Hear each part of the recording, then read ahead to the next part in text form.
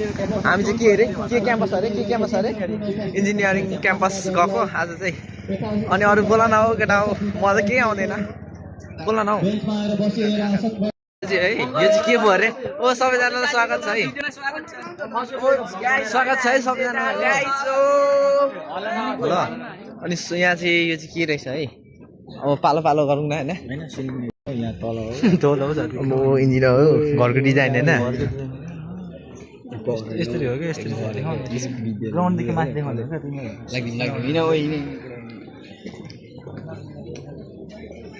निकै राम्रो रहेछ है यहाँ चाहिँ बिस्कुट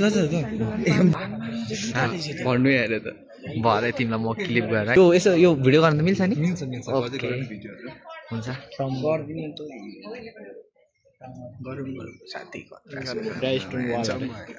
के भएको यो चाहिँ आऊ न एक दुईजना ग्रुप पर भइसकेन लाइन हौ पर है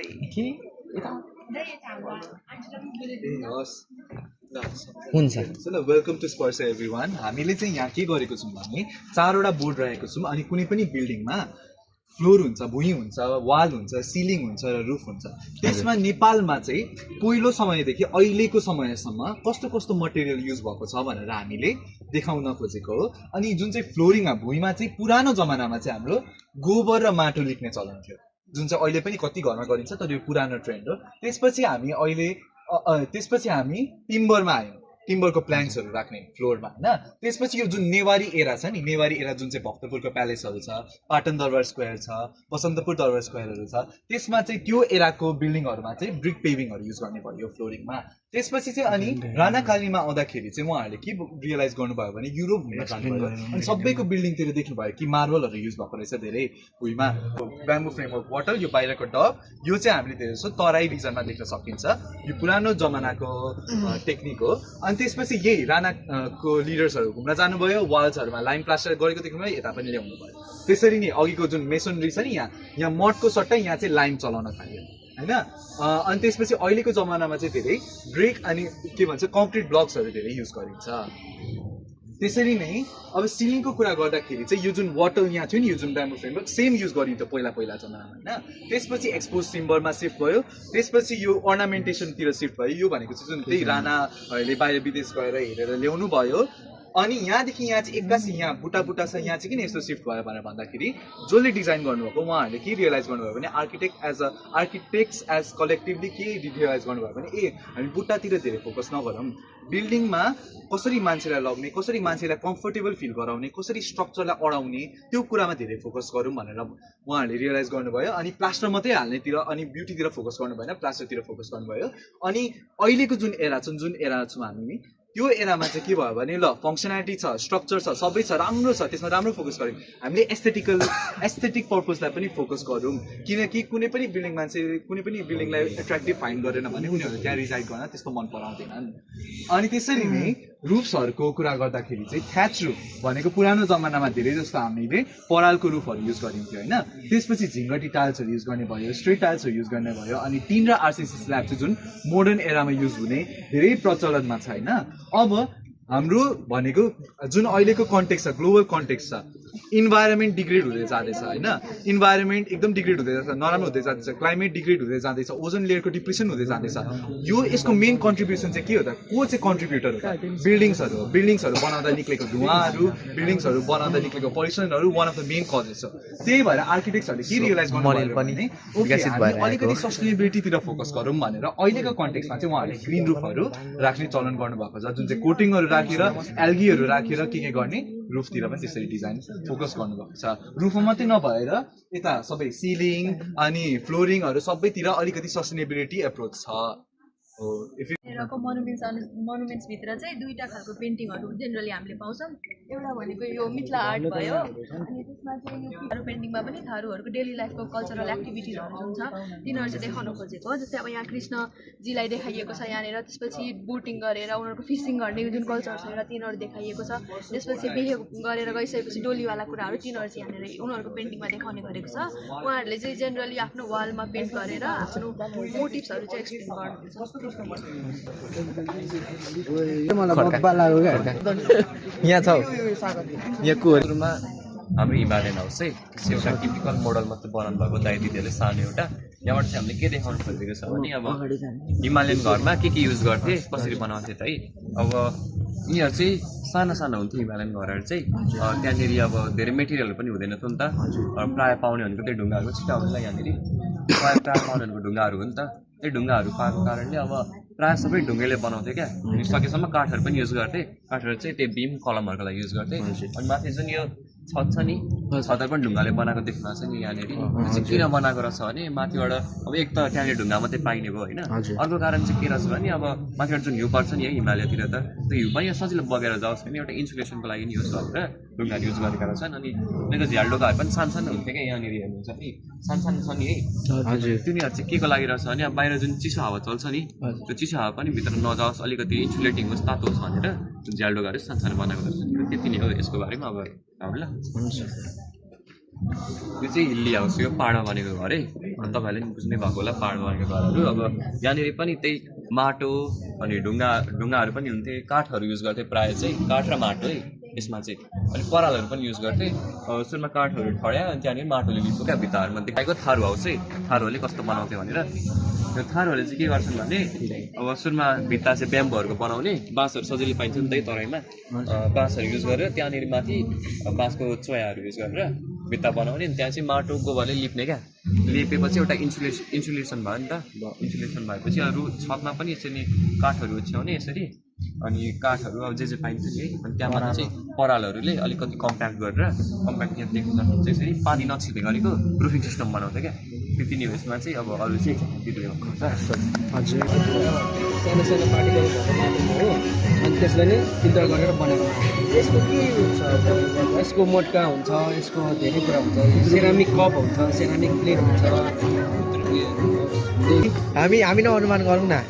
यो चाहिँ के को धेरै पुरानो उयोको होला क्या गाइसहरू देख्नु के बाबा यो चाहिँ कुनै गुम्बा होला है यो कुनै एउटा के भनौँ कुनै जङ्गलतिर पाइने क्या पुरानो झिङ्गालाला भनेको यो पुर्खाहरूको यो वासस्थान जस्तै त्यो फिल्मको त होइन होला पकाइ पनि है यसको विशेषता कसले बताइदिनु हुन्छ होला कोही हुनुहुन्छ यहाँ आफैले बनाउँदै ए यता भन्दै यसरी बनाएर बस्नु यस्तो माथि छत हुन्छ नि यसो केले बनाउँछु यो छत चाहिँ हजुर दुई टेकाहरू दिएर ढुङ्गा माटोको सपोर्ट दिने ठुलो ढुङ्गा काठको बिमहरू दिने रुखहरूको हुन्छ नि त हाँगोहरूको बिम दिने अनि माथिबाट ढुङ्गा खेप्दिने माटो खेप्दिने त्यसरी सपोर्ट त हुनु भयो अनि तपाईँले ढुङ्गा थप्दाखेरि एउटा सेक्युरिटी प्रोभाइड गर्नलाई चाहिँ इन्डोर स्पेस चाहिन्छ नि त त्यो इन्डोर स्पेसको लागि इन्सेक्युरिटी फिल गरेर त्यसको केबहरू बनाएर बस्ने क्या हजुर अनि त्यो सेक्युरिटीको लागि चाहिँ बस्ने ठाउँ यो चाहिँ हजुर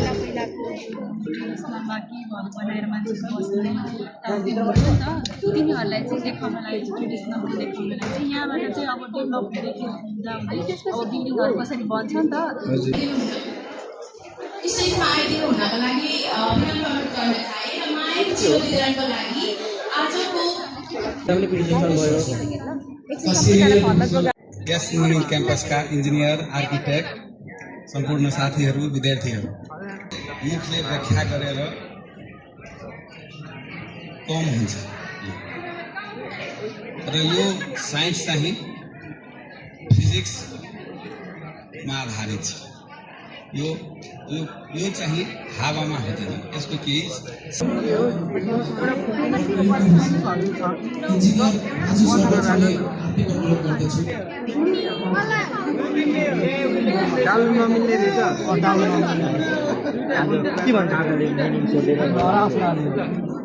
के भन्यो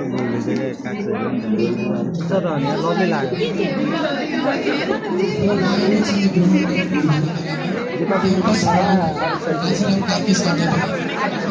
गर्नु मिल्छ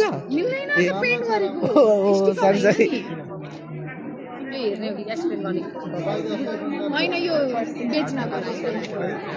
यति भन्दा अरू छैन आजको लागि चाहिँ यति नै हो भोलि चाहिँ आउँछ अलिक धेरै यो यिनीहरू पनि हो सेलमै चाबीमा राख्नु नि हो फोनमा राख्दा नि भयो त्यस्तो जिप पनि गर्दा हुन्छ यसले त कानमा झुन्डाऊ तिम्रो मन लाग्छ भने हिँड्दैन अब होइन ल ल कस्तो खतरा मनै लाग्छ भने कानमा झुन्डाऊ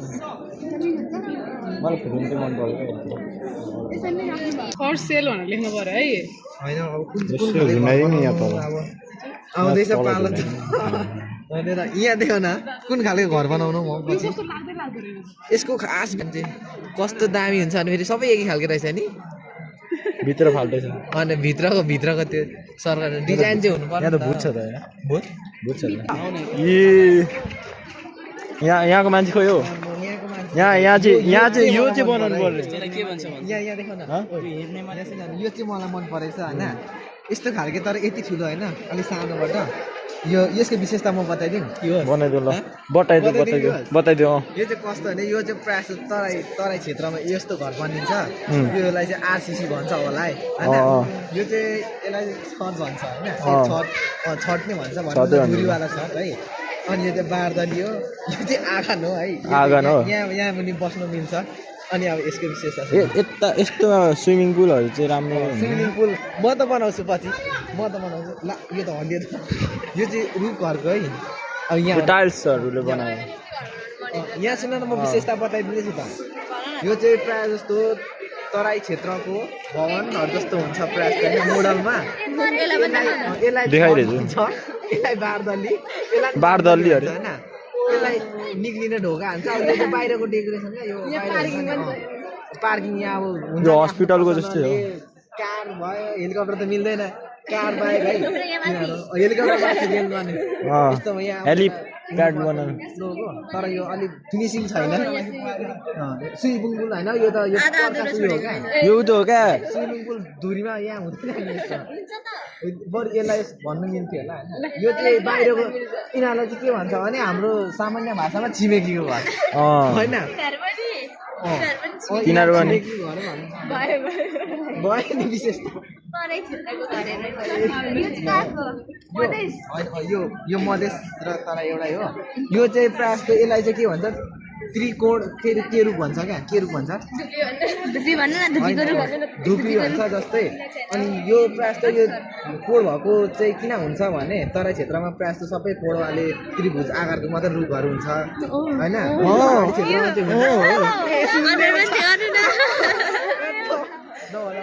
यो चाहिँ किन राखिन्छ भने यो चाहिँ